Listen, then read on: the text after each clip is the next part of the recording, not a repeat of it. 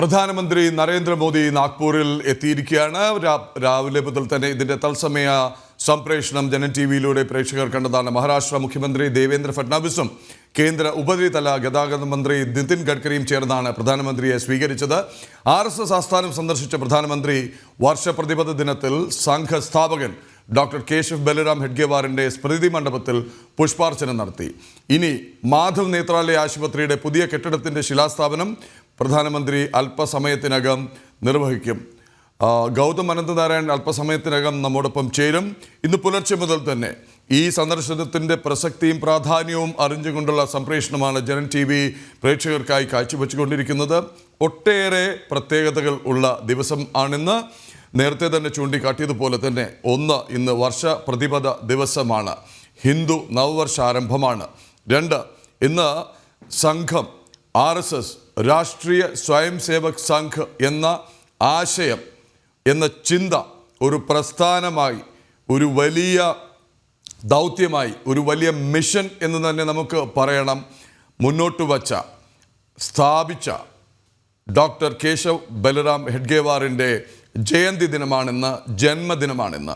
ഈ ദിവസമാണ് പ്രധാനമന്ത്രി നരേന്ദ്ര ദാമോദർദാസ് മോദി പ്രധാനമന്ത്രി എന്നുള്ള നിലയിൽ, പ്രധാന സേവകൻ എന്നുള്ള നിലയിൽ ആദ്യമായി നാഗ്പൂരിലെ കാര്യാലയത്തിലേക്ക് ചുവടെടുത്ത് വയ്ക്കുന്നത്. പ്രചാരകനായി പലവട്ടം വന്നിട്ടുള്ള, ഒട്ടേറെ യോഗങ്ങളിൽ പങ്കെടുക്കാൻ വന്നിട്ടുള്ള ഇവിടേക്ക് ആദ്യമായാണ് ഒരു പ്രധാനമന്ത്രി ആ പദം വഹിക്കുമ്പോൾ കടന്നു വരുന്നത്.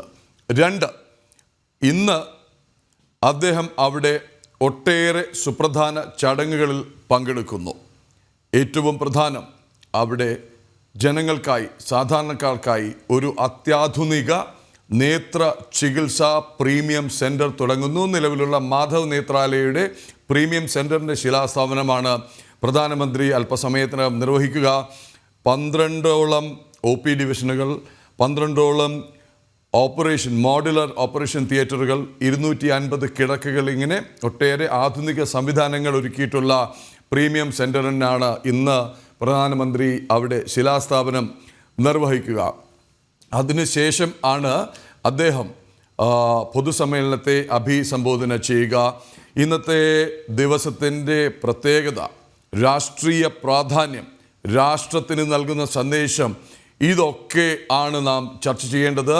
നമുക്കൊപ്പം ഡൽഹിയിൽ നിന്ന് ജിഷ്ണു കൃഷ്ണനും ചേരുന്നു. ജിഷ്ണു, ചരിത്ര ദിവസം, ചരിത്ര മുഹൂർത്തങ്ങൾ, ചരിത്ര നിമിഷങ്ങൾ, ഇതിലൂടെയാണ് നാം ഇപ്പോൾ കടന്നുപോയിക്കൊണ്ടിരിക്കുന്നത്. പല വിധത്തിൽ പ്രാധാന്യമർഹിക്കുന്ന ദിവസം. നാഗ്പൂരിലെത്തിയ പ്രധാനമന്ത്രി സ്ഥാപകൻ ഡോക്ടർ കേശവ് ബലിറാം ഹെഡ്ഗേവാറിൻ്റെ സ്മൃതി മന്ദിരത്തിലും തൊട്ടുതാഴെ അദ്ദേഹത്തിൻ്റെ വത്സല ശിഷ്യൻ തനിക്ക് സ്മൃതി മന്ദിരം പണിയരുതെന്നാവശ്യപ്പെട്ട, തൻ്റെ അന്ത്യവിശ്രമം ഡോക്ടർ ജിക്ക് അരികിലാകണമെന്ന് അപേക്ഷിച്ച കേശവ് ബലിറാം ഹെഡ്ഗേവാർ എന്ന ക്രാന്തദർശി രൂപം കൊടുത്ത പ്രസ്ഥാനത്തിനെ ഭാരതമെമ്പാടും പ്രചരിപ്പിക്കാൻ 3 പതിറ്റാണ്ട് യത്നിച്ച ഗുരുജിയുടെ സ്മാരകവും, ആ ജ്വലിക്കുന്ന അഗ്നിയുടെ രൂപത്തിലുള്ള സ്മാരകവും നാം കണ്ടു. ഈ മന്ദിരത്തിലേക്കാണ്, ഈ നഗരത്തിലേക്കാണ് ഇന്ന് പ്രധാനമന്ത്രി കടന്നു വരുന്നത്. ഒപ്പം തന്നെ നാഗ്പൂരിൻ്റെ 2 പ്രിയപുത്രന്മാരും അദ്ദേഹത്തിനൊപ്പം ഉണ്ട്, ദേവേന്ദ്ര ഫഡ്നാവിസും നിതിൻ ഗഡ്കരിയും. ജിഷ്ണു. തീർച്ചയായും പ്രദീപുള്ള ചൂണ്ടിക്കാട്ടിയതുപോലെ സംഘപരിവാർ പ്രസ്ഥാനങ്ങളെ സംബന്ധിച്ച്, സ്വയം സേവകരെ സംബന്ധിച്ചൊപ്പം ഭാരതത്തെ സംബന്ധിച്ചും നിർണായകമായ, ഏറെ സന്തോഷം നൽകുന്ന ദിനത്തിലൂടെയാണ് ഇപ്പോൾ കടന്നുപോയിക്കൊണ്ടിരിക്കുന്നത്. പ്രധാനമന്ത്രി നരേന്ദ്രമോദി അദ്ദേഹം സ്വയം ശാഖയിലൂടെയാണ് സംഘപ്രവർത്തനത്തിലേക്ക് കാലെടുത്ത് വെക്കുന്നത്, സമാജ സേവനത്തിലേക്ക് കാലെടുത്ത് വെക്കുന്നത്. പിന്നീട് അദ്ദേഹത്തിന്റെ വളർച്ച നമുക്ക് മുൻപിലുള്ളതാണ്. അത്തരത്തിൽ പ്രധാനമന്ത്രിയായി എത്തി നിൽക്കുമ്പോൾ അദ്ദേഹം സംഘത്തിന്റെ കേന്ദ്ര കാര്യാലയത്തിലേക്ക്, നാഗ്പൂരിൽ റേഷ്യം ഭാഗിലെയും കേന്ദ്ര കാര്യാലയത്തിലേക്ക്, അവിടെ സംഘത്തിന്റെ സ്ഥാപകൻ, പ്രഥമ സർസംഘചാലക്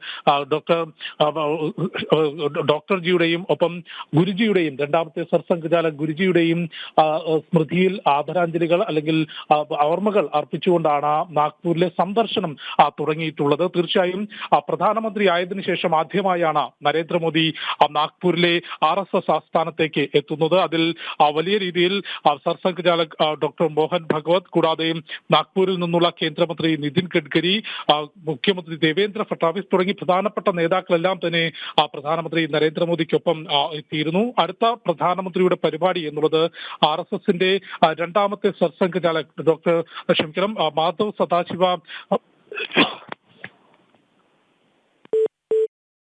ജിഷ്ണു കൃഷ്ണന്റെ ടെലിഫോൺ ബന്ധം കട്ടായിരിക്കുകയാണ്. ജിഷ്ണുവിനെ വേഗം തന്നെ നമുക്കൊപ്പം എത്താം. ജിഷ്ണു പറഞ്ഞു വന്നത് ഇന്നത്തെ ദിവസത്തെ പ്രാധാന്യത്തെക്കുറിച്ചാണ്, ഇന്നത്തെ ദിവസത്തിൻ്റെ പ്രസക്തിയെക്കുറിച്ചാണ്.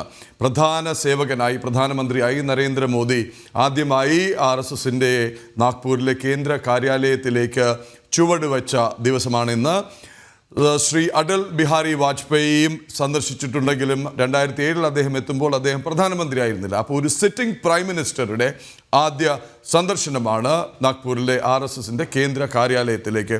അതിനുമപ്പുറം സംഘം 100 വർഷത്തിലേക്ക്, 100ാം വയസ്സിലേക്ക്, ജന്മശതാബ്ദിയിലേക്ക് കടക്കുന്ന വർഷം ആണിത്. ഈ വർഷത്തെ വർഷപ്രതിപദ ദിനത്തിൽ, ഹിന്ദു നവവർഷാരംഭ ദിനത്തിൽ RSS എന്നുള്ള ചിന്തയെ ഒരു പ്രസ്ഥാനമാക്കി മാറ്റിയ, അന്നത്തെ കാലഘട്ടം 100 വർഷം മുമ്പ് ഇതിൻ്റെ ആവശ്യകത തിരിച്ചറിഞ്ഞ, ഇങ്ങനെയൊരു സംഘടന എന്തുകൊണ്ട് രാഷ്ട്രത്തിന് അനിവാര്യമാണെന്ന് തിരിച്ചറിഞ്ഞ് അതിന് രൂപം കൊടുത്ത, അത് സ്ഥാപിച്ച ഡോക്ടർ ഹെഡ്ഗേവാറിൻ്റെ ജന്മദിനമാണെന്ന്, ജയന്തി ദിവസമാണെന്ന്, ഇന്ന് തന്നെയാണ് തൻ്റെ പ്രധാനമന്ത്രി എന്നുള്ള ഈ പദത്തിൽ നിന്നുള്ള ആദ്യ സന്ദർശനത്തിനായി നരേന്ദ്രമോദി തിരഞ്ഞെടുത്തത് എന്നതും ശ്രദ്ധേയമാണ്.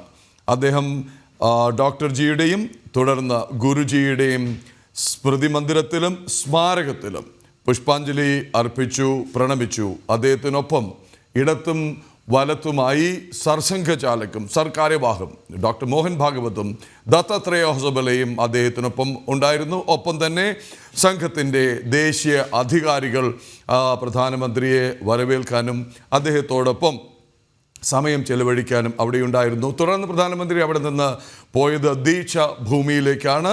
നാം ചൂണ്ടിക്കാട്ടിയതുപോലെ തന്നെ ഡോക്ടർ ഭീംറാവ് റാംജി അംബേദ്കർ സ്ഥാപിച്ച ബുദ്ധ മത പുണ്യ കേന്ദ്രമാണ് ദീക്ഷ ഭൂമി. ഇവിടെയാണ് അദ്ദേഹം ആയിരക്കണക്കിന് അനുയായികൾക്കൊപ്പം ബുദ്ധമതത്തിൽ ചേർന്നത്.